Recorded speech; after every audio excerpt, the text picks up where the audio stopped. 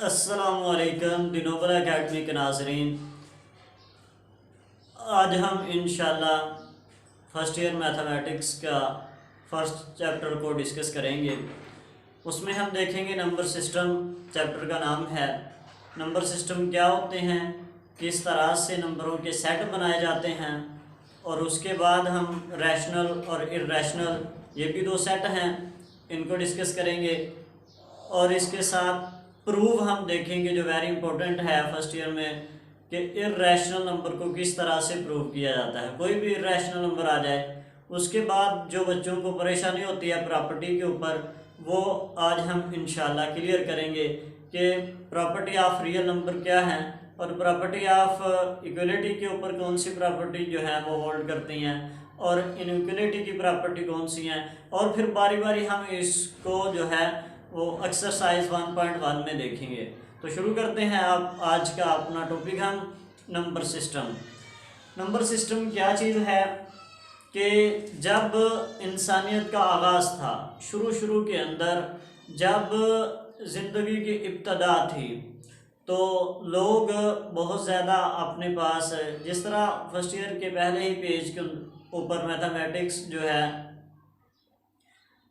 इसमें जो कहानी लिखी हुई है मैं उसी कहानी को बयान कर देता हूँ कि एक बकरियां, पहले दौर की बात है कि बकरियां चराने वाला था।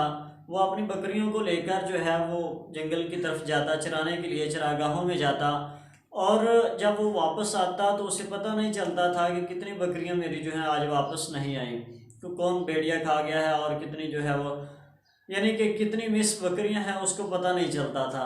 तो उसने ये काम शुरू किया कि ये उसका घर है, सपोज दैट हम मान लेते हैं कि ये उसका घर था, या तो नहीं था।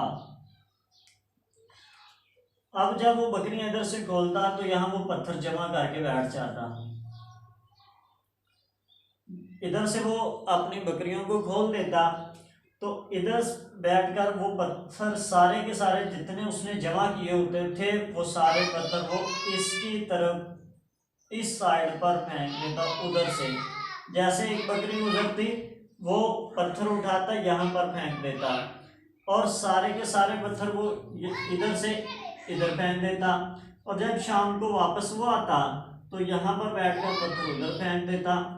अब जितने पत्थर बाकी बच जाते, एक या दो पत्थर या तीन पत्थर, तो उसको पता चल जाता इतनी बकरियां आज मेरी वापस नहीं आई।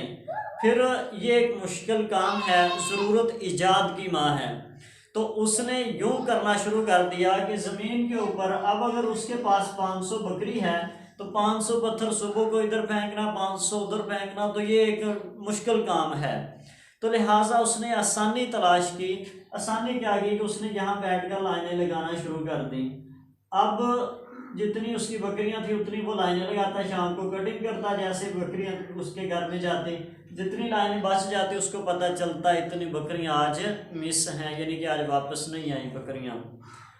लिहाजा तो ये भी एक तवील काम है। तो उसने इसी को कुछ अरेंज करना शुरू किया, इसको एक कहा, इसको दो कह दिया, फिर इसको तीन कहा, फिर इसको चार, यूं करके जो है वो नंबर बनते गए। फिर इन्हीं को किसी ख़ास शक्ल के अंदर डाल लिया नंबरों को। ये भी एक सिंबल ही दिए हुए हैं, जैसे 1 है, 2 है तो ये 2 सिंबल के तौर पर ही है। जैसे 3 है तो ये 3 का सिंबल है कि 3 इस तरह लिखा जाएगा। अगर ये तो हमारी रूटीन के अंदर इतने आ चुके हैं कि आज हम 3 को 2 मानने के लिए तैयार नहीं हैं। लेकिन अगर वो बंदा जिसने भी इसको शक्ल दी है इन नंबरों को, अगर आज तो हम इस तरह पढ़ते हैं 1 2 3 4 5, इस तरह हम नंबर पढ़ते हैं, तो अगर वो 1 को ये शक्ल दे देता और 2 को ये शक्ल मिल जाती, और इसी तरह किसी और नंबर को इसको 3 मिल जाता और इसको 4 कह दिया जाता, तो आज काउंटिंग इसी तरह होती 1 2 3 और 4, यानी इस तरह लिखे होते। अगर पहली मरतबा उसने इस 5 को 1 यानी इसकी शक्ल 1 रखी होती, 1 को इस शक्ल में लिखा होता, तो इस तरह से नंबरों की आज भी हम इसी तरह रीड करते नंबरों को। तो लिहाजा ये तो हमारी रूटीन में इतने आ चुके हैं कि हमारा जहन इस बात को मानने के लिए तैयार नहीं है कि नंबर इस तरह भी लिखे जा सकते हैं। तो लिहाजा ये कुछ कहानी थी नंबर सिस्टम की। और सबसे पहला जो सेट बना था वो बना था नेचुरल सिस्टम, नेचुरल नंबर का। हम सारे के सारे इधर सेट को भी डिस्कस कर लेते हैं कि नंबर सिस्टम जो है, और बकायदा सेकंड चैप्टर में तो इसको डिटेल से पढ़ा जाएगा सेट को भी किस तरह से सेट होते हैं। लिहाजा यहाँ पर हम सिर्फ नेचुरल नंबर को देख लेते हैं। टीचर 2-3 एमसीक्यूज बनते हैं इसके ऊपर, तो एमसीक्यूज की वजह से हम 3 नंबरों को यहाँ पर डिस्कस करते हैं, और नेचुरल नंबर को, होल नंबर को और इंटीजर को। और एक एमसीक्यूज प्राइम पे बनता है, वो भी मैं साथ ही डिस्कस करवा देता हूँ कि ये एमसीक्यूज प्राइम नंबर का जो सेट है वहाँ से बन सकता है। सेट हम 6 क्लास से पढ़ते आ रहे हैं, वही सेट हैं, बदले थोड़ी हैं। तो उन्हीं सेट को हम लेकर एक नए अंदाज से चलते हैं।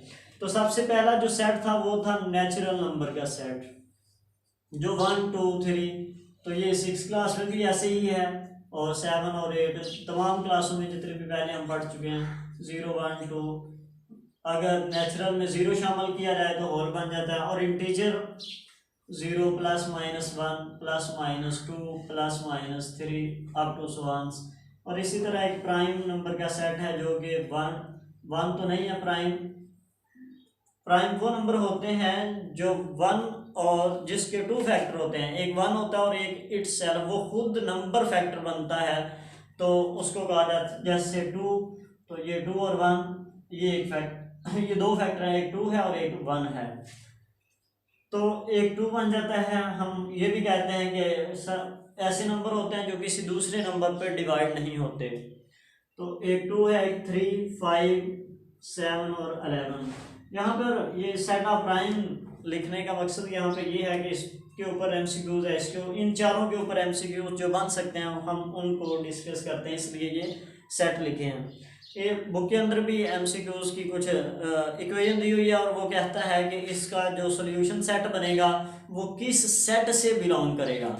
जैसे कि एक इक्वेशन हम लिख दें यहाँ पर मैंने लिखा है x + 1 इक्वल, क्या लिख देते हैं जी, 0 लिख देते हैं। अब इसका जो सॉल्यूशन है वो किस सेट से बिलोंग करेगा, क्या P से करेगा, Z से, W से या N से। यहाँ पे अगर हम लिख दें कि the solution set of this equation is possible of या फ्रॉम द सेट, किस सेट में पॉसिबल है इसका सॉल्यूशन। तो इसका सॉल्यूशन अगर हम निकालना चाहें तो ये +1 उधर जाएगा तो -1 हो जाएगा, यानी -1। तो -1 किस में है, क्या नेचुरल नंबर में है, क्या होल नंबर के अंदर आता है, या इंटीजर के अंदर, या प्राइम के अंदर। तो सिर्फ और सिर्फ ये x = -1, तो -1 कहाँ पे है, set of Z integer number में। तो हम इसके ऊपर टिक कर देंगे कि इस इक्वेशन का जो सॉल्यूशन है वो सेटिस्फाइड करता है, वो लाई करेगा किसमें, set of the integer number में, इस इक्वेशन का। अभी हम दूसरी इक्वेशन देखते हैं जिसका जी, अब अगर हम इक्वेशन बदल देते हैं, हम कहते हैं बताइएगा जी, अगर यहाँ पर x -2 लिखा हो = 0, तो ये या तो नेचुरल नंबर का है या फिर होल नंबर का, अगर इसका सॉल्यूशन हम निकाल देते हैं। इसी तरह से कुछ और अगर हम लिख दें यहाँ पर, क्या लिख दिया जाए, यहाँ पे इक्वेशन अगर हम चेंज कर देते हैं, हम लिखते हैं कि अगर ये x + b या x + a = b। अब किस कंडीशन के ऊपर जो है ये इक्वेशन, इस इक्वेशन का जो सॉल्यूशन सेट है वो किस कंडीशन के ऊपर जो है, कौन सी कंडीशन होगी तो इसका solution set of whole number से, सेट ऑफ इंटीजर नंबर से बिलोंग कर जाएगा। कोई भी पूछा जा सकता है, तो किस कंडीशन के ऊपर, अगर तो a यहाँ पर b के इक्वल हो जाए, अगर a b के इक्वल हो जाए तो वो set of whole number, set of integer से होगा। अगर ये कंडीशन हो यहाँ पर, अगर पहली कंडीशन लिखी जाए a b के बराबर है, तो फिर अगर इसका सोल्यूशन निकालना हो तो ज़ीरो आएगा। तो ज़ीरो या तो होता है सेट ऑफ होल नंबर या सेट ऑफ इंटीजर नंबर में। तो या होल में हो सकता है या इंटीजर में हो सकता है। इस सोल्यूशन का इस कंडीशन के ऊपर सोल्यूशन सेट, इस इक्वेशन का इस कंडीशन के ऊपर जो सोल्यूशन सेट होगा वो या तो होल नंबर या फिर इंटीजर नंबर में होगा। अब अगर हम इक्वेशन को बदल देते हैं, कंडीशन हम बदल देते हैं, हम कहते हैं कि अगर ए जो है वो लेस देन ज़ीरो हो, लेस देन बी हो जाए, अगर ए बी से छोटा हो, जब ए बी से छोटा होगा, इस अकॉर्डिंग टू दिस इक्वेशन, इस इक्वेशन के मुतालिक जो है अगर ए बी से छोटा हो जाएगा तो इसका जवाब हमेशा जो है वो पॉजिटिव बनेगा, क्योंकि यहाँ पर x हम क्या लेते हैं, अगर ए की वैल्यू 2 है और बी की वैल्यू जो है वो 4 है, तो यहाँ पर 2 पुट करेंगे, यहाँ पे 4, तो ये उधर से आकर माइनस का, ये बड़ा नंबर होगा और ये छोटा नंबर होगा तो पॉजिटिव नंबर बनेगा। तो ये पॉजिटिव या इस कंडीशन के ऊपर या तो सेट बनेगा नेचुरल का और या बनेगा होल का, या नेचुरल नंबर का इस कंडीशन पे या होल नंबर का सोल्यूशन सेट बनेगा। और अगर जो है तीसरी कंडीशन आ जाती है कि अगर ए जो है वो ग्रेटर देन बी हो, तो फिर वो इंटीजर का बन सकता है, किसी और का नहीं, सिर्फ इंटीजर का। इस कंडीशन के ऊपर इस इक्वेशन का जो सॉल्यूशन सेट होगा वो सिर्फ और सिर्फ अगर सेटिस्फाइड करेगा, एग्जिस्ट करेगा, तो वो सेट ऑफ इंटीजर नंबर को, अगर ये कंडीशन, ये इक्वेशन हो, इस फॉर्म की इक्वेशन हो, और ये कंडीशन पर अगर ये कंडीशन हम अप्लाई करेंगे इस इक्वेशन पर, तो इसका जो सोल्यूशन सेट बनेगा वो सेट ऑफ इंटीजर बनेगा। अब हम प्राइम नंबर के ऊपर देखते हैं 2 MCQ, उसके बाद हम आगे चले जाते हैं नंबर सिस्टम को छोड़कर, इन सेट को छोड़कर हम आगे चले जाएंगे रैशनल और इर्रेशनल के ऊपर। वो भी 2 सेट हैं, लेकिन ख़ास तौर पर वो सेट हैं, इसमें अलग से आपकी बुक के अंदर जो है वो लिखे हुए हैं रैशनल और इर्रेशनल नंबर, तो हम उसको लिखते हैं। अच्छा, प्राइम नंबर के अंदर जो 2 MCQs बनते हैं, एक तो ये है कि who many even number in set of prime number, set of prime number में कितने इवन नंबर होते हैं, तो कितने होते हैं जी, सिर्फ और सिर्फ एक नंबर इवन होता है, हम कहते हैं only one element in even number in set of prime number, सिर्फ एक इवन नंबर होता है सेट ऑफ प्राइम नंबर में जो इवन भी होता है साथ। फिर दूसरा कि विच इवन नंबर, वो कौन सा इवन नंबर है जो सेट ऑफ प्राइम में है, तो उसका जवाब जो है वो हम 2 बता देंगे कि वो 2 नंबर है। Which even number in set of prime number, set of prime number में कौन सा नंबर इवन होता है, तो वो नंबर 2 होता है जी। अब हम देखते हैं रैशनल और इर्रेशनल नंबर को। अब रैशनल और इर्रेशनल नंबर में जो जी हम लिखते हैं रैशनल नंबर क्या होता है, रैशनल नंबर हम कहते हैं, इसकी डेफिनेशन हम जो पढ़ते आए हैं, we can written such number we can written in the form P/Q, ऐसे वो तमाम नंबर जिनको हम P/Q की फॉर्म में लिख सकते हैं उनको कहा जाता है रैशनल नंबर, जैसे कि P/Q की फॉर्म। और इसमें कंडीशन ये होती है कि P और Q जो है वो बिलोंग करता है Z, यानी इंटीजर नंबर को बिलोंग करता है, और इसमें दूसरी कंडीशन ये होती है कि Q जो है वो नॉट इक्वल टू 0 होता है,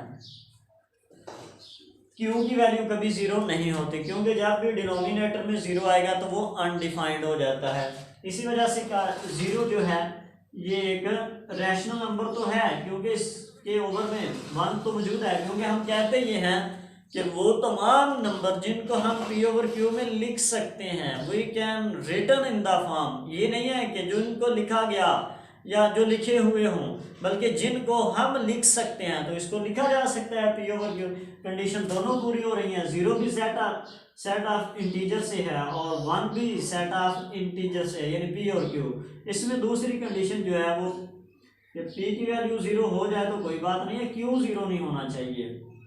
जिस तरह ज़ीरो जो है, अगर हम इसका एडिटिव इन्वर्स की बात करें वो तो आगे प्रॉपर्टी में बात करेंगे इस पे मज़ीद। तो लिहाजा फ़िलहाल ये बताया है कि ज़ीरो भी एक रैशनल नंबर है, इसको भी हम बटे में लिख सकते हैं। फिर अगर हम डेसिमल नंबर की बात करें तो जी डेसिमल नंबर वो नंबर जो पॉइंट में होते हैं, तो इसकी 4 टाइप्स होती हैं। मैं लिखता हूँ डेसिमल नंबर की टाइप्स को कि इस कैटेगरी की होती हैं डेसिमल नंबर्स। जी डेसिमल नंबर होते हैं टर्मिनेटिंग, पहले इसकी टाइप होती है जी terminating decimal number.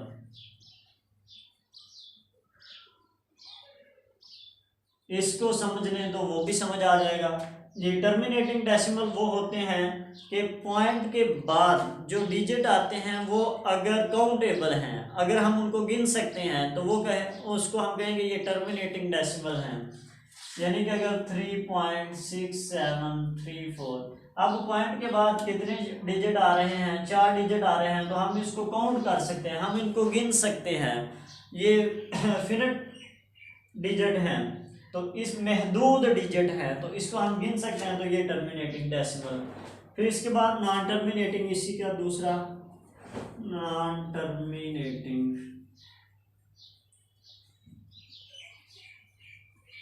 Decimal number. Non terminating वो होते हैं कि अगर पॉइंट के बाद डिजिट जो है वो अनकाउंटेबल आ रहे हैं, जैसे 3.67 अप टू सो ऑन आ जाए, तो ये इसको हम कहेंगे नॉन टर्मिनेटिंग डेसिमल हैं कि पॉइंट के बाद लामहदूद हिस्से आ रहे हैं। लिहाजा इसकी तीसरी फॉर्म कुछ इस तरह से है recurring decimal. Recurring decimal number. Recurring decimal क्या होते हैं जी, जैसे 1.333 रिकरिंग रिपीट हो रहे हैं। अब वो रिपीट 1 डिजिट भी हो सकता है, 2 डिजिट भी हो सकता है, 3 भी हो सकता है, 4 भी हो सकता है। फॉर एग्जांपल यहाँ पे तो एक डिजिट जो है वो रिपीट हो रहा है, 2 भी हो सकते हैं, यानी 2 3 फिर 2 3 फिर 2 3 फिर 2 3, ये 2 2, 3 3 भी हो सकते हैं, 1 2 3 फिर 1 2 3 फिर 1 2 3 फिर 1 2 3 ऐसे अप टू सो ऑन, ये 4 5 भी हो सकते हैं। तो इसको हम कहते हैं रिकरिंग डेसिमल, जो कि एक रेगुलर इंटरवल के बाद खास रेपिटेशन आ जाती है नंबरों में, इस तरह हम कहते हैं कि ये रिकरिंग डेसिमल है। अब चौथे नंबर पे आता है non recurring decimal. Non recurring decimal number जी, नॉन रिकरिंग डेसिमल वो होता है जिसमें पॉइंट के बाद जो है वो इनसे रिपीट नहीं होते, जिसके पॉइंट के बाद जो है वो इनसे रिपीट नहीं होते, ऐसे ही बगैर रेपिटेशन के जो है वो चलते रहते हैं, तो उसको हम कहते हैं ये नॉन रिकरिंग नंबर है। अब वो डेसिमल जो टर्मिनेटिंग डेसिमल हो या वो रिकरिंग हो, अगर पहले और तीसरे नंबर वाला आ जाए, ये फॉर्म बन जाए हमारे पास, यानी कि टर्मिनेटिंग डेसिमल नंबर आ जाए, तो वो नंबर रैशनल नंबर होगा। अब डेसिमल को हम रैशनल और इररैशनल में देखना चाह रहे हैं। टर्मिनेटिंग डेसिमल हम कहेंगे all terminating decimal number is rational number. तमाम जो टर्मिनेटिंग डेसिमल हैं वो रैशनल नंबर होते हैं। इसी तरह से जो रिकरिंग डेसिमल नंबर होते हैं, रिकरिंग डेसिमल जो होते हैं वो भी रैशनल नंबर होते हैं। इसके साथ जो नॉन टर्मिनेटिंग आ जाएं और नॉन रिकरिंग आ जाएं वो रैशनल नंबर होते हैं। तो ये रैशनल नंबर की कुछ बात बता दी है मैंने। ऐसे नंबर होते हैं जो पी ओवर क्यू की फॉर्म में होते हैं, और डेसिमल में जो टर्मिनेटिंग और रिकरिंग डेसिमल नंबर होते हैं उसको हम रैशनल नंबर कहते हैं, और जो नॉन टर्मिनेटिंग आ जाए, नॉन रिकरिंग आ जाए, उसको इररैशनल नंबर बोला जाता है। अब सारे नेचुरल नंबर सबसेट होता है, ये रैशनल नंबर की बात हमारे पास हो गई है। उसके बाद इररैशनल नंबर वो होते हैं जिस तरह डेसिमल में मैंने अभी बता दिया है कि जो नॉन टर्मिनेटिंग होते हैं, नॉन रिकरिंग होते हैं। अब हम बात करते हैं कि अगर स्क्वायर रूट में कोई भी square root of n is prime, ये prime sorry is irrational number, ये रैशनल नंबर होगा इफ अगर n बिलोंग कर जाए सेट ऑफ p को। Square root of n irrational number होगा अगर n जो है वो बिलोंग करे किसको, p को बिलोंग करे। और इसमें अगर x इक्वल a आ जाए तो यहाँ पे a जो है अगर बिलोंग कर जाता है नॉट परफेक्ट स्क्वायर को, अगर ये परफेक्ट स्क्वायर नहीं है, a जो है वो बिलोंग करता है नॉट परफेक्ट स्क्वायर को, नॉट परफेक्ट स्क्वायर, अगर ये जो है वो नॉट परफेक्ट स्क्वायर है तो ये इक्वेशन जो हमें नंबर देगी इसको इसका सोल्यूशन जो बनेगा एक्स स्क्वायर, जो एक्स की वैल्यू बनेगी वो भी एक इररेशनल नंबर होगा जी। अब हम आगे चलते हैं कि एक वेरी इंपॉर्टेंट इररेशनल नंबर कौन सा है। तो वेरी इंपॉर्टेंट रैशनल नंबर जो है वो पाई है, उसको हम देखते हैं कि क्या होता है पाई और क्या उसकी वैल्यू होती है। हाँ, very important VIP irrational number,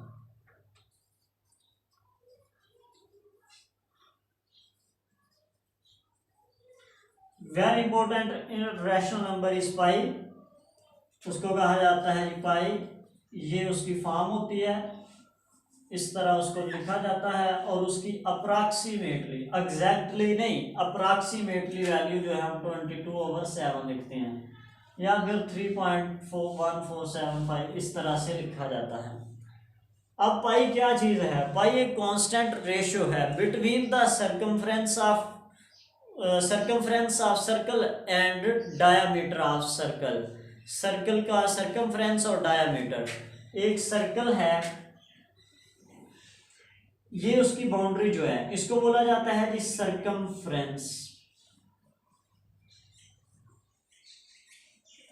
और वो ऐसा कार्ड जो कि इसके सेंटर से पास कर जाए, ऐसा कार्ड जो कि सर्कल के सेंटर से पास कर जाए उसको बोला जाता है डायामीटर, उसको बोलते हैं डायामीटर। अब सर्कमफ्रेंस को डायामीटर पे डिवाइड कर दें, अगर हम सर्कमफ्रेंस, सर्कल ऑफ सर्कमफ्रेंस को अगर हम डिवाइड कर दें डायामीटर ऑफ सर्कल तो जो हमें आंसर मिलेगा वो पाई मिल जाएगा।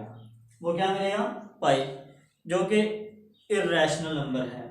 सर्कमफ्रेंस को जब भी डायमीटर पे डिवाइड करोगे तो वो हमें जो आंसर मिलेगा वो पाई मिलेगा।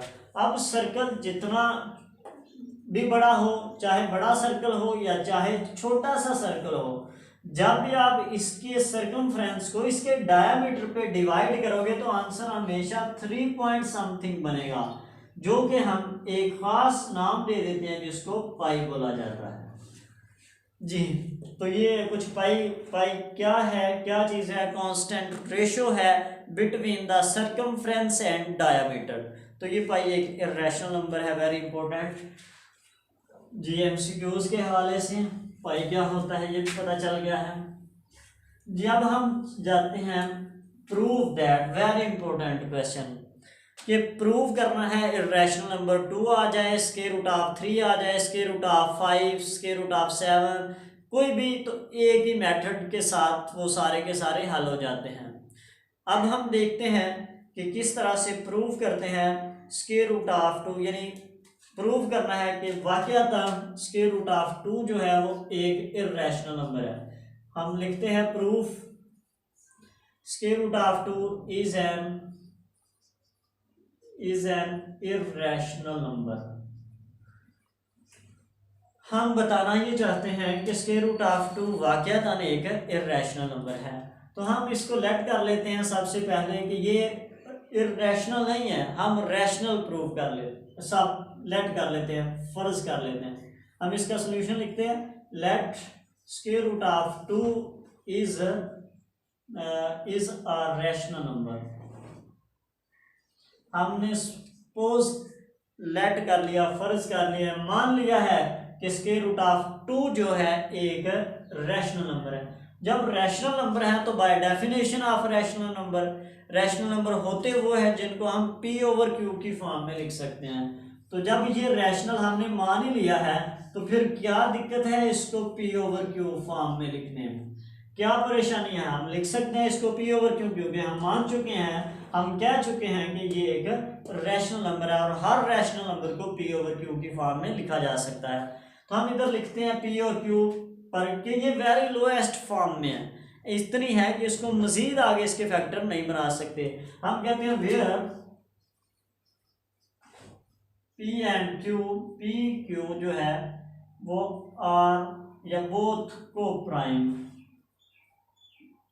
ये को प्राइम है यानी कि इसके फैक्टर नहीं बना जा सकते। पी एंड क्यू जो है आर को प्राइम नंबर। अब इसका स्क्वायर कर देते हैं, हम कहते हैं taking squaring on both side, squaring करते हैं इसका, फिर देखते हैं क्या होता है। स्क्वायर जब लेंगे तो स्क्वायर रूट को कैंसिल कर देता है, तो यहाँ पे पी के ऊपर स्क्वायर आ जाएगा क्यू के ऊपर। इसको रीअरेंज करें तो इसकी फॉर्म कुछ यूं बन जाएगी, क्यू स्क्वायर जो है वो इक्वल हो जाएगा पी स्क्वायर ओवर 2, यानी ये इधर आकर मल्टीप्लाई होगा, जब ये 2 इसके साथ मल्टीप्लाई हो जाएगा तो 2 उधर फिर चला जाएगा अगले स्टेप के अंदर और यहाँ पे यूं फॉर्म बन जाएगी और इसको हम इक्वेशन 1 का नाम दे देते हैं। अब देखें p जो है वो डिवाइड, पी स्क्वायर डिवाइड हो रहा है 2 पे, अब 2 पे वो नंबर डिवाइड होते हैं जो इवन होते हैं, यानी P square is a factor of 2, P square factor है किसका? 2 का। जब पी स्क्वायर फैक्टर है 2 का तो फिर इट मीन इसका मतलब ये है कि p भी फैक्टर होगा 2 का।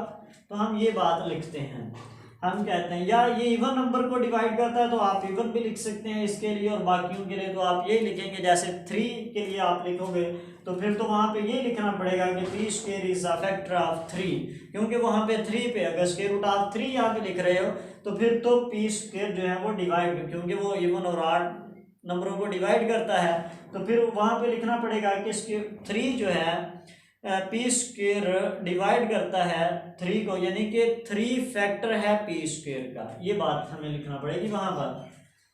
तो इसके लिए हम लिख लेते हैं, हम कहते हैं 2 is a factor of p square, it mean इसका ये मतलब है कि p b also is a factor of 2। हमने क्या दिया कि पी स्क्वायर इस 2 का फैक्टर है, तो इसका ये मतलब है पी भी इसका फैक्टर होगा। अब हम आगे चले जाते हैं क्यू।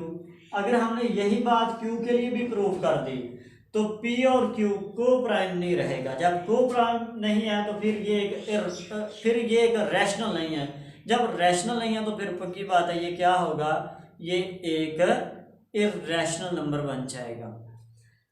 तो हम पुट इसके लिए दोबारा से हम लेट कर लेते हैं, पी को हम 2 से पुट कर देते हैं। अब 2 जो है किया जा सकता है, ये इवन नंबर है, 2 इवन नंबर को डिवाइड करता है, तो 2c यानी कि 2 के मल्टीपल में लिखा है। इसको दोबारा से यहाँ पे पुट कर देते हैं p की जगह पर दोबारा, तो 2c का स्क्वायर हो जाएगा ओवर 2। इसको अगर हम हल करें तो ये इस तरह की फॉर्म बन जाएगी, इधर c स्क्वायर इधर 4 बन के 2 कैंसिल करेगा, 2 इसके साथ मल्टीप्लाई होगा तो वो 2 इधर आ जाएगा। यही फॉर्म दोबारा से हम बना लेंगे। अब हम q के लिए ये लिख दें, जहाँ पे p स्क्वायर लिखा है वहां पे q स्क्वायर आ जाएगा। हम कहते हैं 2 is a factor of q square. It mean इसका मतलब ये है कि 2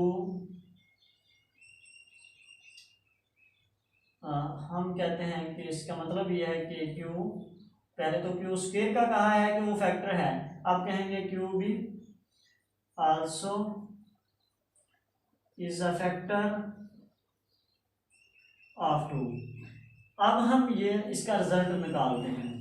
हम कहते हैं हमने ये प्रूव कर दिया है कि पी भी फैक्टर है 2 का और क्यू भी फैक्टर है 2 का, और यहाँ पे हमने कहा था पी और क्यू को प्राइम है, जबकि ये फिर एक रैशनल नंबर नहीं है। जब ये रैशनल नंबर नहीं है, हमने इसको स्क्वायर रूट ऑफ 2 के इक्वल रखा था।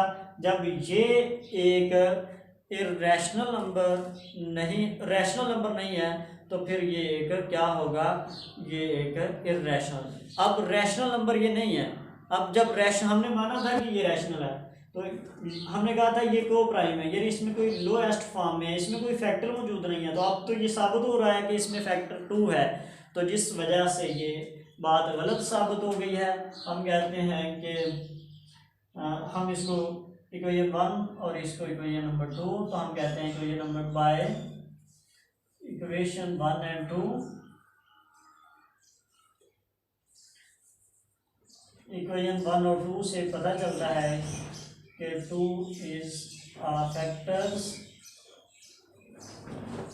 Of P and Q, so P and Q is not co-prime factor, so इस वजह से या hence स्क्वायर रूट ऑफ 2 जो है वो इज इर्रेशनल नंबर। ये कंट्राडिक्शन है इसमें, तो इस वजह से स्क्वायर रूट ऑफ 2 इस जो है वो इर्रेशनल नंबर है। इसी तरह स्क्वायर रूट ऑफ 3 और 5 के लिए सेम मेथड के साथ हम ये सवाल हल कर सकते हैं।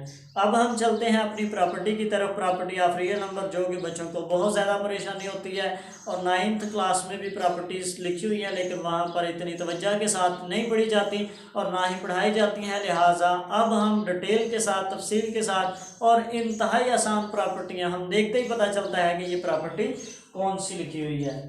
तो हम चलते हैं अब प्रॉपर्टी ऑफ रियल नंबर पे।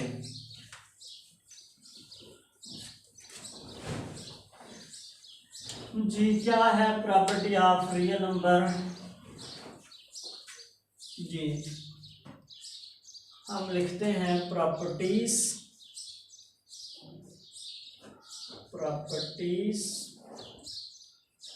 Of real number. Real number के ऊपर प्रॉपर्टी, सबसे पहली प्रॉपर्टी हम कहते हैं क्लेयर प्रॉपर्टी। क्लेयर प्रॉपर्टी क्या होती है? क्लेयर क्लोज से है। क्लेयर प्रॉपर्टी ये है कि अगर दो नंबर जो हैं वो किसी भी सेट से बिलोंग कर रहे हैं, अगर रियल नंबर से हैं, तो उनकी एडिशन, ये सॉरी मैं दोनों के लिए लिख देता हूँ, ये फॉर एडिशन हो जाएगा इस लाइन के इधर इधर फॉर एडिशन के लिए, और इधर जो है वो फॉर मल्टीप्लिकेशन के लिए, क्योंकि हर प्रॉपर्टी को फॉर एडिशन और मल्टीप्लिकेशन देखना होता है, with respect to multiplication, with respect to addition. Multiplication, for multiplication देखते हैं क्लेयर प्रॉपर्टी को। और अगर हम अगर सपोज दैट अगर हम नेचुरल नंबर के किसी दो एलिमेंट लेते हैं, अब हम दो एलिमेंट को जमा करते हैं, उसके बाद थर्ड जो एलिमेंट हमारे पास आएगा वो भी अगर सेट ऑफ नेचुरल नंबर से होगा, तो हम कहेंगे set of natural number is close with respect to addition. ये देख रहे हैं इसकी एग्जांपल 1 2 3 4। सपोज दैट ये सेट ऑफ नेचुरल नंबर। अब इसके कोई दो एलिमेंट आप उठा लें, आपने उठा लिया यहाँ से 3 और 7। अब दोनों को जमा करोगे तो आंसर क्या आ गया है? तीसरा एलिमेंट 10 आया, जो कि इसी सेट से है, तो हम कहते हैं ये क्लोज है विद रिस्पेक्ट टू एडिशन। और इसी तरह मल्टीप्लिकेशन है कि 3 और 7 को आप मल्टीप्लाई करेंगे तो 21 बनेगा, जो कि इसी सेट से बिलोंग करता है। तो हम कहते हैं कि ये set of natural number close है विद रिस्पेक्ट टू एडिशन और मल्टीप्लिकेशन।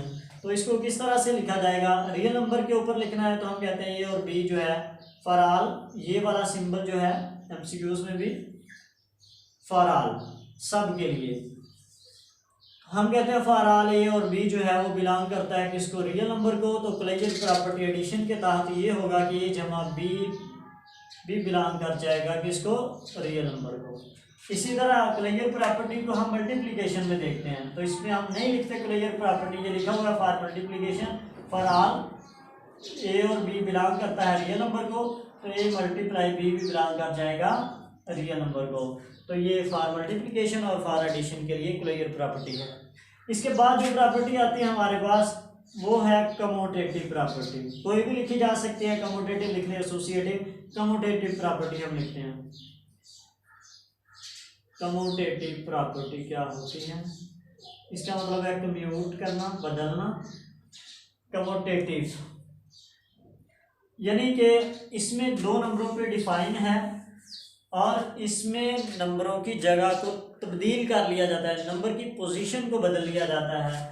जैसे कि 3 + 7 आ जाए इक्वल है 7 + 3, यानी पहले 3 इधर पहले था, ये राइट साइड पे, अगर हम लेफ्ट साइड पे अगर देखें तो 3 फर्स्ट पे आ रहा है, और जब हम राइट साइड पे चले जाते हैं तो 3 बाद में आ रहा है।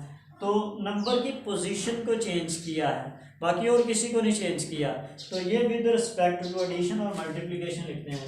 हम कहते हैं for all A B belong करता है रियल नंबर को। अगर ए जमा बी, अगर ए जमा बी बराबर आ जाए किसके, बी जमा ए के, तो हम क्या कहते हैं, ये एक कमोटेटिव प्रॉपर्टी के तहत लिखा हुआ है। ऐसे ही आपसे सवाल में पूछा जाएगा, एमसीक्यूज पूछा जाएगा कि right this name of this property, और ये कुछ प्रॉपर्टी लिखी हुई है, किस प्रॉपर्टी के तहत ये लिखा हुआ है, तो आपने बोल देना है कि ये कमोटेटिव प्रॉपर्टी के तहत लिखा हुआ है। अब इसी तरह विद रिस्पेक्ट टू एडिशन था ये, और विद रिस्पेक्ट टू मल्टीप्लिकेशन यूँ हो जाएगा, ये पहली, और अब दूसरी में कमोटेटिव प्रॉपर्टी है। तो हम कहते हैं फॉर ऑल ए और बी बिलोंग करेगा किसको, रियल नंबर को, और ए मल्टीप्लाई बी बराबर है बी मल्टीप्लाई ए।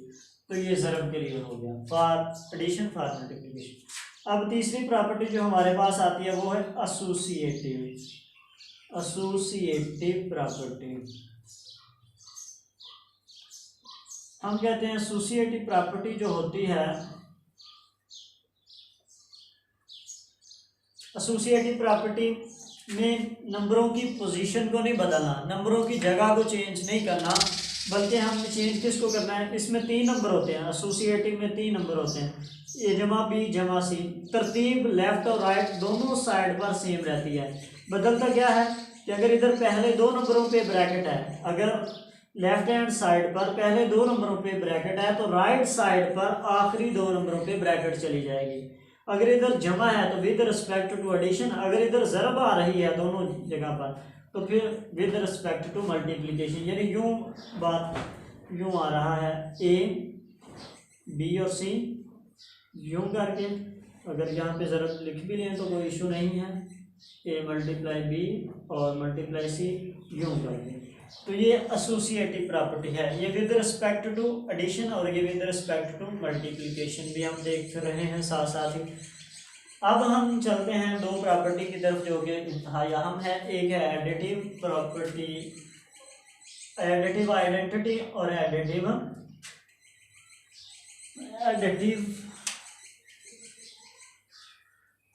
इन 2 को हम इकट्ठे ही लिख लेते हैं जी। तो अब हम पढ़ेंगे एडिटिव आइडेंटिटी को पढ़ लेते हैं, फिर एडिटिव इनवर्स को पढ़ लेंगे। तो एडिटिव आइडेंटिटी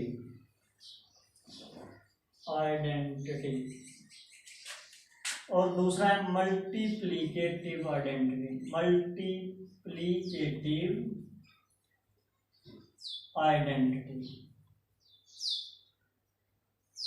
जी।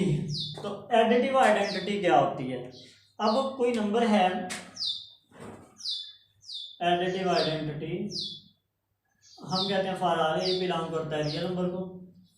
अब ए में कौन सा आइडेंटिटी, यहां से पता चला, एडिटिव का मतलब जमा करो और आइडेंटिटी का मतलब होता है मुमासलत, सेम, मसावी।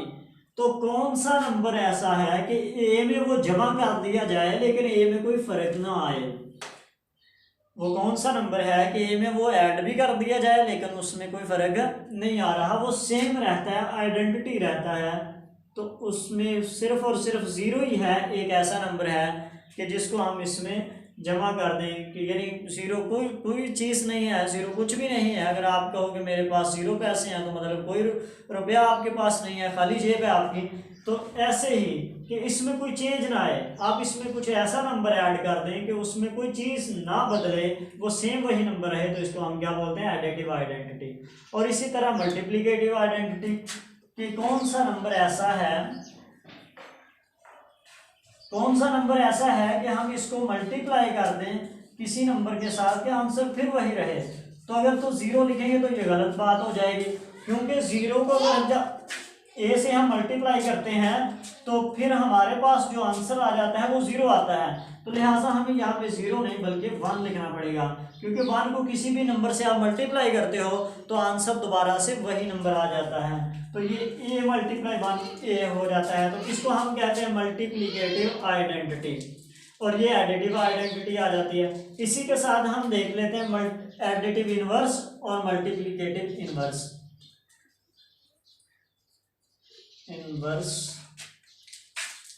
और यहाँ पे मल्टीप्लिकेटिव इनवर्स। ये हमारे पास ये दोबारा से हम कहते हैं फॉर ए बिलोंग करता है रियल नंबर को।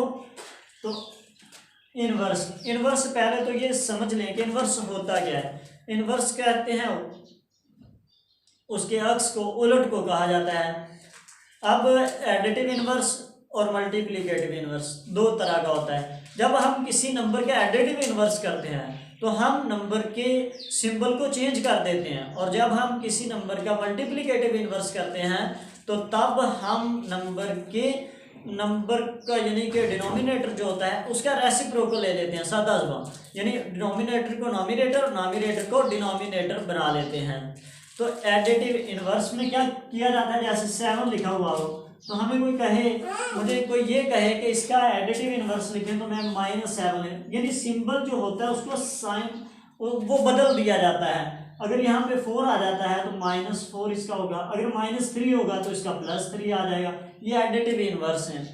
और मल्टीप्लिकेटिव इनवर्स में अगर 7 है तो इसका 1/7 होगा, अगर 3/4 है तो इसका 4/3 होगा, अगर -1/2 है तो ये 2 हो जाएगा, यानी और 1 आएगा तो वो लिखने की जरूरत नहीं है 1। तो ये इस तरह से इन्वर्स होते हैं। और यहाँ से एक एमसीक्यूज आपसे पूछा जा सकता है कि which number has no inverse, वो ऐसा कौन सा नंबर है कि जिसका ना तो एडिटिव इन्वर्स होता है ना मल्टीप्लिकेटिव इन्वर्स होता है। एडिटिव इन्वर्स और मल्टीप्लिकेटिव इन्वर्स जिस नंबर का है नहीं है वो नंबर जीरो है। जीरो एक ऐसा नंबर है जिसका इन्वर्स पॉसिबल नहीं है।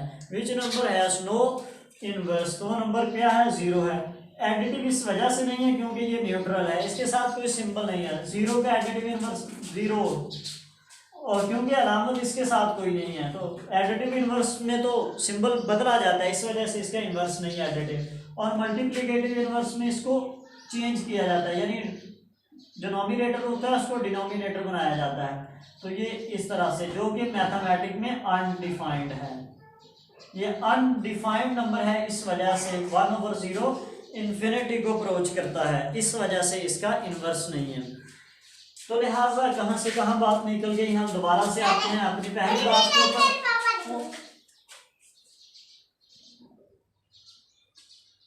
हम दोबारा से अपनी पहली बात के ऊपर आते हैं कि एडिटिव इनवर्स और मल्टीप्लिकेटिव इनवर्स जो है वो किस तरह से हमने निकालना है। तो एडिटिव इनवर्स, हम इसका इनवर्स इसमें ऐड कर दें। इसका इनवर्स क्या होगा, ये एक पॉजिटिव नंबर हमने लिया है तो इसका इनवर्स -a होगा। तो जब इसको हल करने पे हमारा आंसर क्या आ जाता है, 0 आ जाता है। तो ये एक एडिटिव इनवर्स लिखा हो। इसी तरह से मल्टीप्लिकेटिव इनवर्स जो है, अगर ये है तो इसका मल्टीप्लिकेटिव इनवर्स क्या होगा जी, 1/a, यानी इसको रेसिप्रोकल हम कर देंगे तो आंसर क्या बनेगा, 1 बनेगा। इसको हल करके हम देख सकते हैं 1 आ जाता है। तो एडिटिव इनवर्स 0 और मल्टीप्लिकेटिव इनवर्स 1 आ रहा है। इस तरह से हम प्रॉपर्टी को देख लेंगे। तो ये 10 प्रॉपर्टी हमारी हो चुकी हैं, 5 एडिशन के ऊपर विद रिस्पेक्ट टू एडिशन और 5 विद रिस्पेक्ट टू मल्टीप्लिकेशन।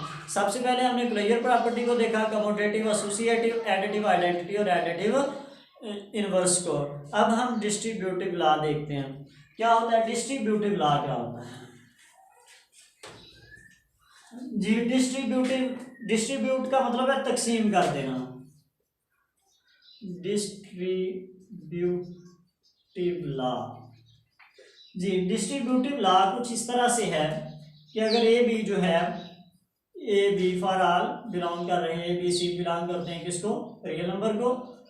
अगर कुछ इस तरह से रिलेशन है ए इंटू बी प्लस सी, अब ये देखें ये डिस्ट्रीब्यूट करेगा ये वाला नंबर ऐसे ही है जैसे एक बंदा यहाँ पे खड़ा है, दो यहाँ पे बैठे हैं, तो ये इसके हाथ में मिठाई का डिब्बा है, ये पहले इसको जाकर देगा फिर जाकर उसको देगा, यानी ए का पहले ऑपरेशन बी के साथ और फिर ए का किसके साथ जी, सी के साथ। तो इसको हम कहते हैं distributive law with respect to addition.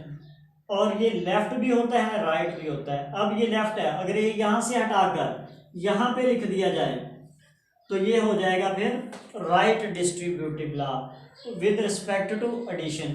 और ये मल्टीप्लिकेशन भी इसी तरह से है कि अगर ये बी मल्टीप्लाई सी आ जाए तो ये बी मल्टीप्लाई ए सी हो जाएगा, जो कि डिस्ट्रीब्यूटिव लॉ है विद रिस्पेक्ट टू मल्टीप्लिकेशन। और लेफ्ट है, ये राइट भी हो सकता है, हमने दोनों के लिए लिखना होता है। अगर यूँ लिखा आ जाए 3 + 2 इंटू हमारे पास 5 आ जाए तो ये एक राइट ये क्योंकि दाएं तरफ नंबर लिखा हुआ है तो राइट डिस्ट्रीब्यूटिव लॉ है विद रिस्पेक्ट टू एडिशन के लिहाज से।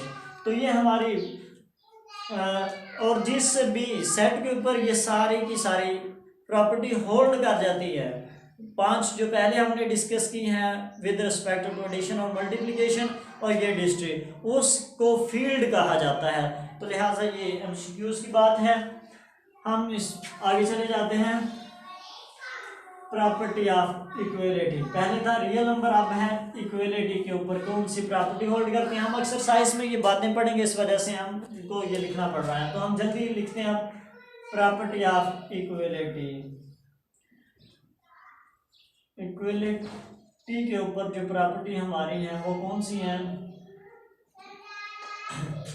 Property of equality, property of equality में सबसे पहली प्रॉपर्टी हमारे पास जो आती है वो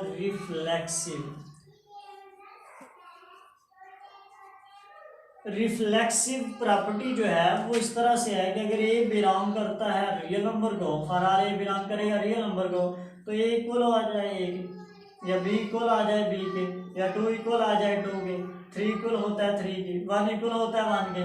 तो ये रिफ्लेक्सिव है। रिफ्लेक्स मतलब अक्स, जिस तरह आप मिरर के सामने खड़े हो तो आपको अपना ही चेहरा जो है वो सामने नजर आ रहा है, तो ये रिफ्लेक्स है। इधर भी तो इधर भी, इधर टू तो इधर, जैसे इधर हम तो आगे मिरर तो उसमें भी कौन है, हम ही हैं। तो ये रिफ्लेक्सिव प्रॉपर्टी है, रिफ्लेक्स से है, अक्स से है जी। ये प्रॉपर्टी हमारी हो गई। अब हमारी अगली जो प्रॉपर्टी है वो है ट्रांजिटिव प्रॉपर्टी। अब ट्रांजिटिव प्रॉपर्टी क्या होती है। ट्रांजिटिव प्रॉपर्टी हम कहते हैं जी ट्रांजिटिव प्रॉपर्टी क्या होती है। अगर ए जो है इक्वल है बी के और बी इक्वल है सी के, तो इसका मतलब ये है कि हम ए को जो है वो सी के इक्वल लिख सकते हैं। ए को किसके इक्वल लिखा जा सकता है, सी के। जैसे कि हमारे पास 2 इक्वेशन है, एक्स इक्वल है 2 के और 2 बजाते खुद किसके इक्वल है, वाई के। तो हम यहाँ पे लिखा जा सकता है कि एक्स किसके बराबर है, वाई के इक्वल है। तो ये है ट्रांजिटिव प्रॉपर्टी के तहत लिखा जाएगा। अब हमारी आगे जो प्रॉपर्टी आ रही है जो कि इक्वलिटी के ऊपर है वो हम देखते हैं, वो है सिमेट्रिक प्रॉपर्टी। हाँ, सिमेट्रिक प्रॉपर्टी क्या होती है उसको हम देख लेते हैं यहाँ पर जी। सिमेट्रिक प्रॉपर्टी क्या होती है, सिमेट्रिक प्रॉपर्टी क्या होती है। सिमेट्रिक जैसे अगर ए जो है वो इक्वल है बी के और बी किसके इक्वल है, ए के, तो इसको हम क्या बोलते हैं जी। और ए और बी किससे बिलोंग करता है, रियल नंबर को बिलोंग करता है, तो हम इसको कहेंगे ये सिमेट्रिक प्रॉपर्टी है। इसी तरह से एडिटिव प्रॉपर्टी है और मल्टीप्लिकेटिव भी है इक्वलिटी के ऊपर जी। एडिटिव प्रॉपर्टी भी है, एडिटिव प्रॉपर्टी एडिटिव प्रॉपर्टी अगर ये जो है वो बी के इक्वल है, अगर इसमें दोनों तरफ कोई सेम नंबर ऐड कर दिया जाए तो इसके सोल्यूशन पे इक्वल पर कोई इफेक्ट नहीं पड़ेगा। यानी कोई सी नंबर दोनों तरफ हम ऐड कर दें तो इसके इक्वल पर ये ट्रू ही रहेगा, ए बी के इक्वल है। जैसे हम बात सवाल हल करते हुए किसी नंबर को लेफ्ट और राइट दोनों साइड पर अगर हम किसी एक सेम नंबर को, चाहे वो नेगेटिव है चाहे वो पॉजिटिव है, अगर हम ऐड करवा देते हैं तो उस इक्वेशन के ऊपर, उस इक्वलिटी के ऊपर कोई इफेक्ट नहीं पड़ता, तो इसको हम कहते हैं additive property with respect to addition. इसी तरह मल्टीप्लिकेशन के लिहाज से भी है कि अगर ए बी के बराबर है और ए सी मल्टीप्लाई होता है 20, यानी किसी एक ही नंबर से दोनों तरफ पे मल्टीप्लाई कर देना, तो एडिटिव प्रॉपर्टी। इसी तरह से हमारे पास ये मल्टीप्लिकेटिव प्रॉपर्टी भी होगी, एडिटिव भी होगी। अब है कैंसलेशन लॉ। अब कैंसलेशन लॉ इसी का रिवर्स है, यानी अगर ये कैंसलेशन लॉ हमारे पास कुछ इस तरह से आ जाता है, कैंसलेशन लॉ, कैंसलेशन लॉ कि अगर ए प्लस सी जो है वो इक्वल है बी प्लस सी के, तो ये इससे कैंसिल हो जाता है जो कि ए इक्वल हो जाता है बी के, तो ये कैंसलेशन लॉ है। इसी तरह ये जमा के लिहाज से और ज़रब के लिहाज से लिखना हो तो ए सी बी सी के और यहाँ पे इक्वल हो जाएगा बी के, ये कैंसलेशन। अब हम इक्वलिटी के ऊपर चले जाते हैं और हम उसमें दो बातें जो है वो बड़ी इंपॉर्टेंट है, एक मल्टीप्लिकेटिव प्रॉपर्टी इनइक्वलिटी के ऊपर और एक उसका रेसिप्रोकल, अगर ये जो है वो लेस देन ग्रेटर है, तो वो हम डिस्कस करते हैं। इस बात को ज़रा ध्यान से देखिएगा जी। हम बात करने जा रहे हैं इनइक्वलिटी के ऊपर। आप पहले इक्वलिटी के ऊपर था, अब है इनइक्वलिटी। तो इसमें कौन सी प्रॉपर्टी आ रही है उसको हम देख लेते हैं। हाँ, ट्रिचोटोमी है,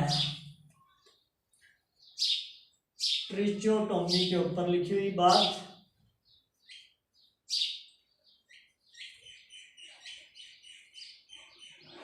ट्रिचोटोमी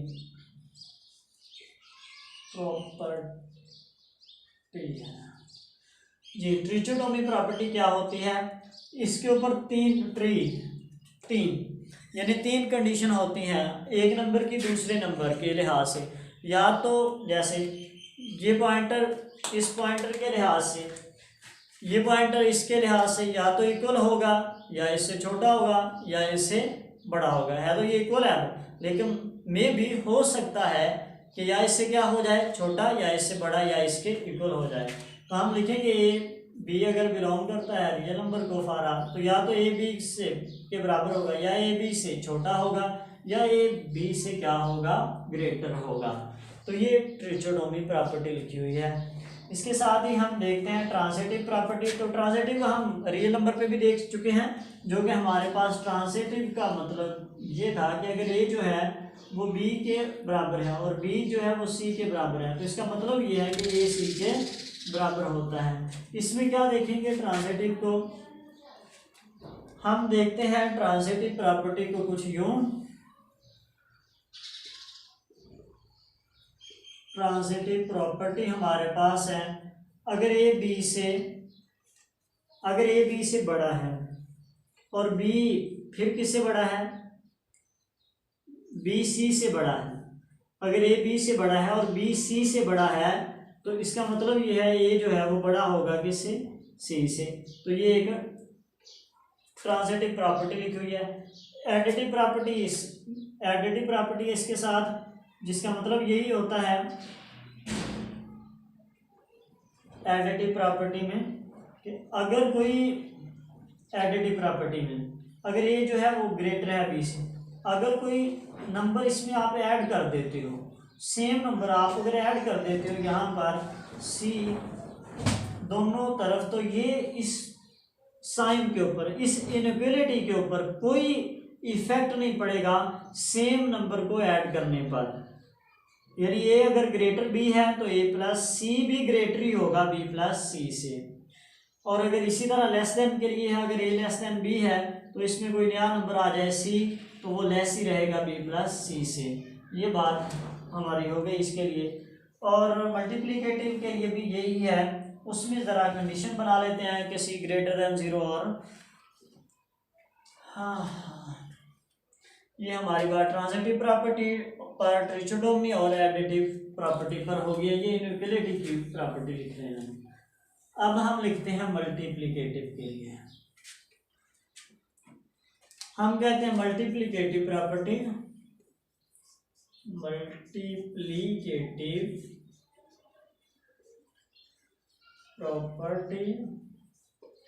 जी। मल्टीप्लिकेटिव प्रॉपर्टी ये है कि अगर ए बी और सी जो है वो बिलोंग करते हैं रियल नंबर को फॉर ऑल, अगर ए ग्रेटर है बी से, और इसमें ये कंडीशन है कि अगर तो सी जो है वो ग्रेटर देन बी है, तो फिर तो आप अगर ऐड भी कर दोगे यहाँ पे ए प्लस सी में, अगर आप ऐड कर देते हो तो ये बड़ा ही रहेगा, क्योंकि सी जो है वो पॉजिटिव नंबर है, ग्रेटर देन जीरो है, सॉरी बी नहीं जीरो। अगर यहाँ पे अगर हम एडिटिव में तो देख नहीं रहे, मल्टीप्लिकेटिव में देख रहे हैं। अगर सी को मल्टीप्लाई कर दिया जाए दोनों तरफ, अगर तो सी पॉजिटिव है तो इस साइन के ऊपर कोई असर नहीं पड़ेगा, लेकिन अगर सी लेस देन जीरो हो गया तो फिर अगर ए ग्रेटर बी है तो फिर A C is less than B C हो जाएगा, फिर ये साइन बदल जाएगा, फिर इनइक्वालिटी के ऊपर इफेक्ट पड़ेगा। कब? जब सी की वैल्यू नेगेटिव होगी।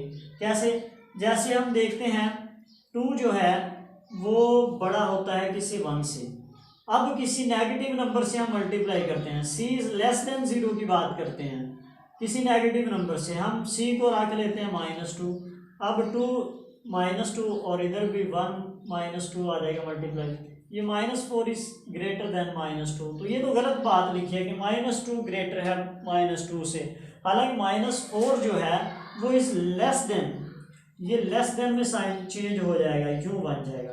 तो ये एक इम्पोर्टेंट बात है, इसके ऊपर उसने सवाल भी दिया हुआ है। 2 ही सवाल है, एडिटिव प्रॉपर्टी के ऊपर और मल्टीप्लिकेटिव प्रॉपर्टी के ऊपर एक्सरसाइज में सवाल है। ये ट्रांजिटिव, ट्रिचोटोमी और इसके ऊपर सवाल नहीं है, लेकिन अगर फिर भी कोई हमसे एमसीक्यूज में पूछ ले कि ये कौन सी प्रॉपर्टी के तहत लिखा हुआ है, तो हम बताएंगे कि उसको किस प्रॉपर्टी के तहत है। इसको अच्छी तरह से ज़हन नशीन कर लीजिएगा।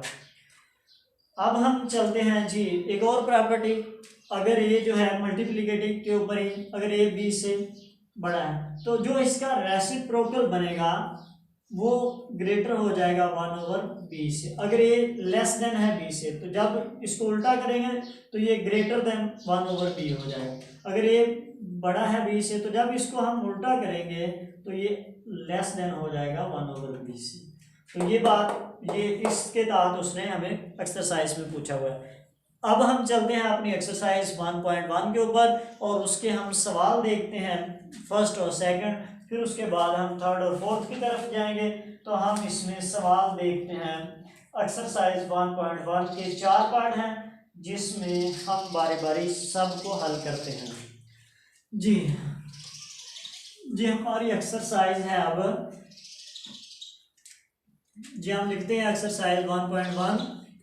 इसका फर्स्ट क्वेश्चन है जिसकी कुछ स्टेटमेंट यूँ है कि which of the following set have clear property with respect to addition and multiplication. वो कौन से सेट हैं जो क्लोज हैं, क्लियर प्रॉपर्टी जिनके ऊपर होल्ड करती है विद रिस्पेक्ट टू एडिशन और मल्टीप्लिकेशन के लिहाज से। तो सबसे पहला जो सेट हमें दिया है वो 0 है। कहता है चेक करें इसको कि क्या ये क्लोज है विद रिस्पेक्ट टू एडिशन और मल्टीप्लिकेशन। तो हम सबसे पहले विद रिस्पेक्ट टू एडिशन देख लेते हैं, जमा के लिहाज से देखते हैं। तो क्या 0 + 0 कोई और एलिमेंट है नहीं है, तो 0 में 0 जमा करने पे आंसर क्या आएगा, दोबारा से 0, जो कि बिलोंग करता है इसी सेट से। तो हम कहते हैं 0 इज क्लोज, ये वाला सेट जो है 0 नहीं, ये वाला सेट जो है इज क्लोज है या क्लियर है, clear property with respect to addition के इज होल्ड करता है क्लियर प्रॉपर्टी को, ये वाला। अब इसको मल्टीप्लिकेशन के लिहाज से देखते हैं तो हम कहेंगे विद रिस्पेक्ट टू मल्टीप्लिकेशन।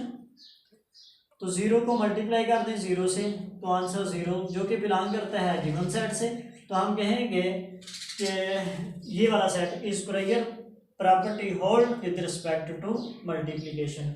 हम कहते हैं इसके ऊपर मल्टीप्लिकेशन प्रॉपर्टी और with respect to addition with respect to multiplication दोनों लिहाज से ये सेट क्लोज है।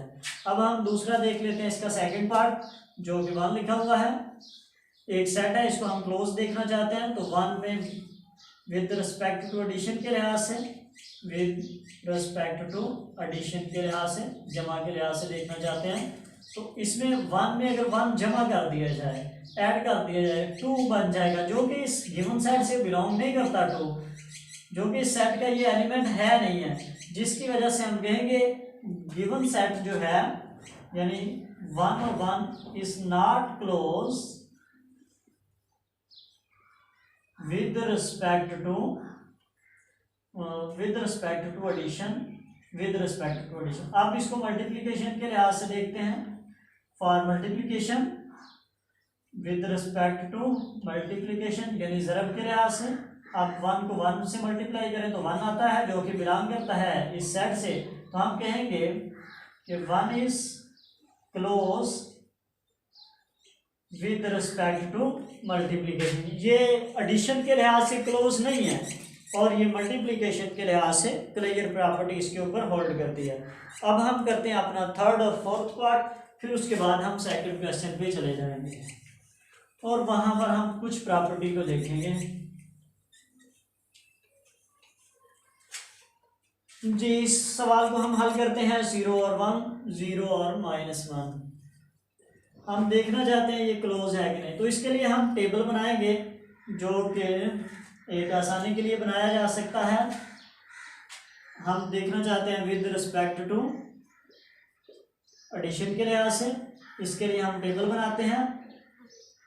0 और -1 एलिमेंट यहाँ पे लिखे जाएंगे, यहाँ पे एडिशन के लिहाज से, और एक दफ़ा 0 और -1 इधर से।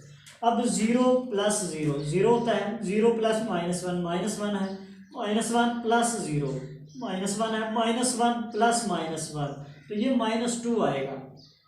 हम कहेंगे ये 0 इसमें है, -1 इसमें है, -2 इस सेट का एलिमेंट नहीं है, तो हम कहेंगे एज, क्योंकि -1 प्लस -1 इक्वल टू -2 जो कि बिलोंग नहीं करता 0 और -1 से, जो कि इस सेट का हिस्सा नहीं है, इस सेट का एलिमेंट नहीं है, तो हम कहेंगे सो या हेंस 0 -1 इज नॉट क्लोज, हम कहेंगे is not close with respect to addition.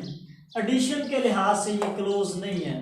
अब हम दूसरी बात, फॉर मल्टीप्लिकेशन, हम देखते हैं इसको मल्टीप्लिकेशन के लिहाज से, तो उसके लिए हम टेबल ड्रा करते हैं। अब मल्टीप्लिकेशन तो ज़रब का साइन यहाँ पे 0 -1 0 -1 0 मल्टीप्लाई 0 0 0 मल्टीप्लाई -1 0 -1 मल्टीप्लाई 0 0 -1 मल्टीप्लाई -1 जो कि 1 होता है। अब 0 तो इस सेट में है, इस सेट को देख रहे हैं, 0 तो है इसमें लेकिन 1 इसमें नहीं है, तो हम कहेंगे एज, क्योंकि -1 मल्टीप्लाई -1 इक्वल होता है 1 के, जो कि बिलोंग नहीं करता किससे, 0 और -1 पे।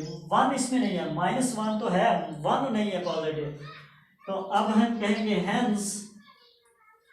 हेंस जो है 0 -1 इस सेट को हमें दिया था चेक करने के लिए, is not close, is not clear या close with respect to multiplication. अब हम इसी तरह से इसका फोर्थ पार्ट करते हैं और फिर हम इस बात को ख़त्म करते हैं। फिर उसके बाद हम इसके अगले लेक्चर में पढ़ेंगे दूसरा सवाल। जी, क्या है हमारे पास 1 और -1, इसको हम देखना चाहते हैं कि वाकयातन ये क्लियर लॉ इसके ऊपर होल्ड करता है कि नहीं करता, तो हम चेक करते हैं विद रिस्पेक्ट टू एडिशन के लिहाज से। उसके लिए फिर टेबल बनाएंगे हम, यहाँ पे +1 और -1, ये 1 और -1, 1 + 1 2, ये तो पहला ही एलिमेंट जो है वो इस पे बिलोंग नहीं करता। 1 + -1 0, ये भी नहीं है इसमें, -1 + 1 0, -1 + -1 -2 जो कि ये चारों एलिमेंट इसमें नहीं है, तो आप किसी एक के लिए लिख दें, आप कह दें 2, हाँ क्या क्या कहेंगे, 1 + 1 एज इक्वल टू 2, जो कि बिलोंग नहीं करता किससे, सेट ऑफ 1 - 1 से। तो हेंस जो है आप ये वाली बात, ये सेट लेकर आगे लिख दें कि is not close with respect to addition.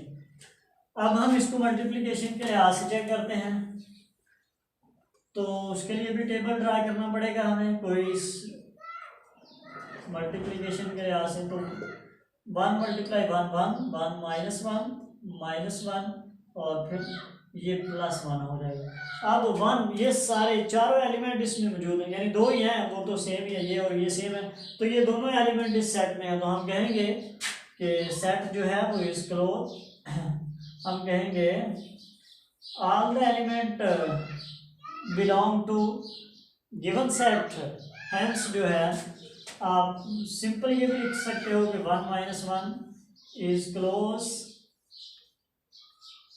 Is close with respect to multiplication. ये ज़रब के लिहाज से तो क्लोज है, लेकिन ये एडिशन के लिहाज से क्लोज नहीं है।